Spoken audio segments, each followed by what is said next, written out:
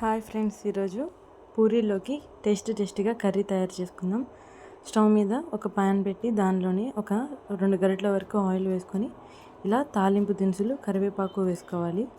ఈ తాలింపు దినుసులు నీట్గా వేగిపోయిన తర్వాత దీనిలోనే కట్ చేసి పెట్టుకున్న 3 ఉల్లిపాయలు, 2 పచ్చిమిరపకాయలు వేసుకొని దీనిలోనే పసుపు, ఉప్పు వేసుకొని ఇలా నీట్గా కలుపుకుంటూ దీనిని మంట మీడియం ఫ్లేమ్లో పెట్టుకొని చక్కగా నీట్గా ఉడికించుకోవాలి.